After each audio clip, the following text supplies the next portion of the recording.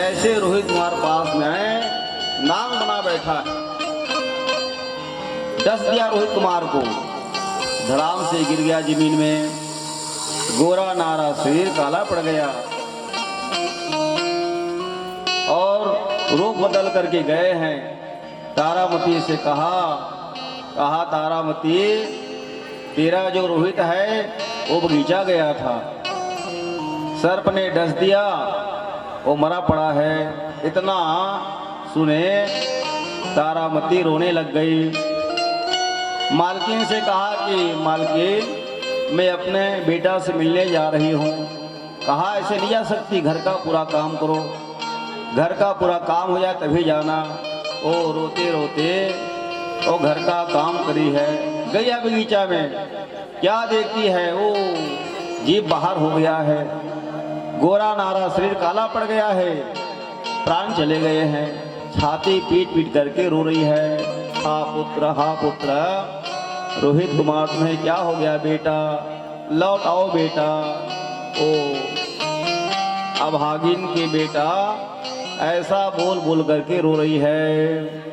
कैसे के तोला जियाओ ललन में, कैसे के तोला जियाओ, काबरते जन में फुटा कर मामा, कहाँ के अमृत पिलाओ ललन में, कैसे के तोला जियाओ, और कहाँ के कफन ओढ़ाओ।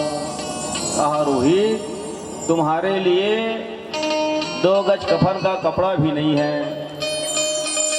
ओ रो रही है, बिलक रही है, अपने पहने साड़ी को ही कफन का कपड़ा बनाया है और छाती को पत्थर बना करके रोहित कुमार को कंधे में लेकर के और चल पड़ी है। वज्रशिला धरी हृदय पर, साड़ी सिर की फाड़, सुत को कफन ओढ़ावती, तारावती सुकुमारी। ओ रोते बिलकते जैसे तैसे मणिकर्णिका घाट, जहाँ हरिचंद महाराज शमशान घाट की रखवारी करते हैं, लाश को जलाते हैं, ले आए। कहा महाराज ये रोहित कुमार है, आपका बेटा है। हरिचंद महाराज ने कहा देवी मैं क्या कर सकता हूँ, मैं तो नौकर हूँ। यहाँ का नियम है कि टैक्स दोगे और तभी मुखाग्नि होगा, बिना टैक्स के मुखाग्नि नहीं हो सकता। तारावती ने कहा महाराज मेरे पास तो कुछ नहीं है, मैं तो पहने साड़ी को ही और कफन का कपड़ा बनाई हूँ, कहाँ से मैं टैक्स दे सकती हूँ। ओ बड़ा दुख का समय है। तो कहा ऐसा करो ना, साड़ी को और फाड़ दो। कहा कमर तक के साड़ी रह गई, बाकी शरीर को उनकी लंबी लंबी केस, अपनी लंबी केसों से ऊपर के शरीर को ढका है, कमर तक के साड़ी रह गई। टैक्स दे दिए कपड़ा को, मुखाग्नि दिए हैं रोते बिलकते, और रोहित कुमार के उस शरीर को गंगा में बहा दिए। जिस पार नदी का जीवन है, उस पार मरण की तैयारी, जल रही चिता सबको लेकर, धो धो करती बारी बारी।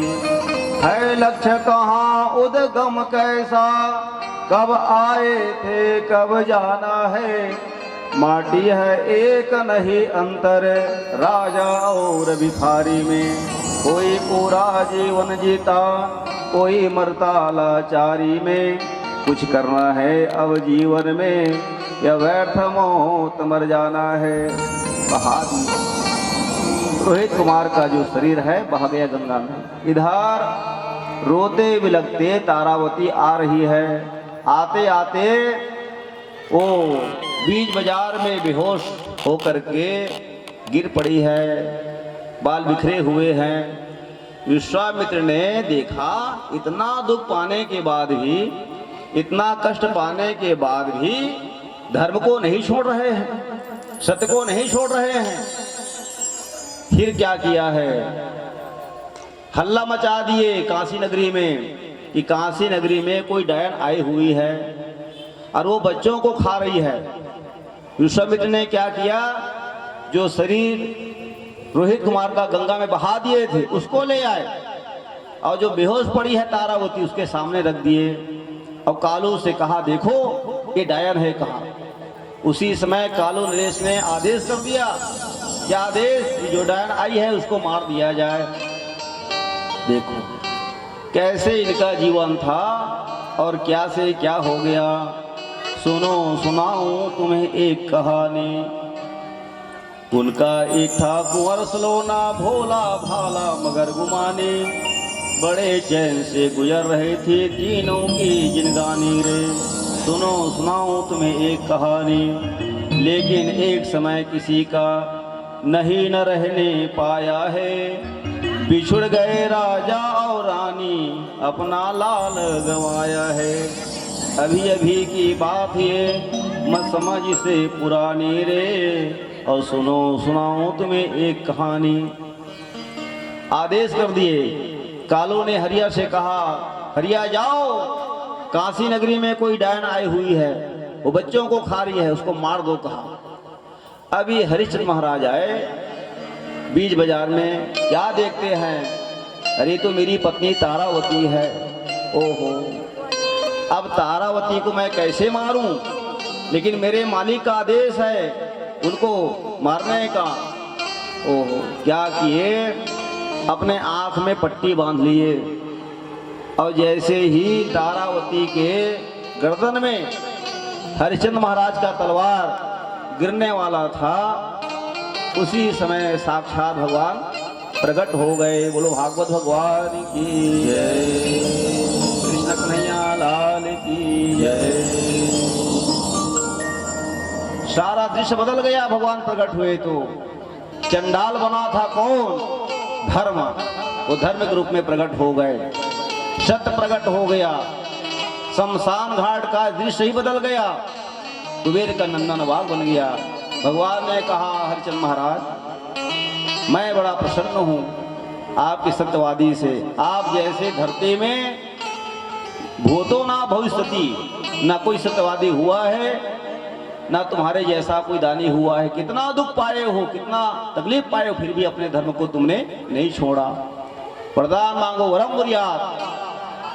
हरिचंद्र महाराज ने कहा, भगवान कि जो परीक्षा मेरा लिया गया, ये परीक्षा और किसी अन्य भक्तों का ना लिया जाए।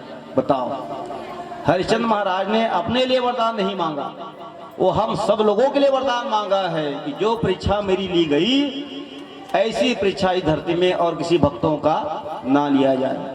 तब उस हरिचंद्र महाराज का अभी नाम है। बोलो भागवत भगवान की जय।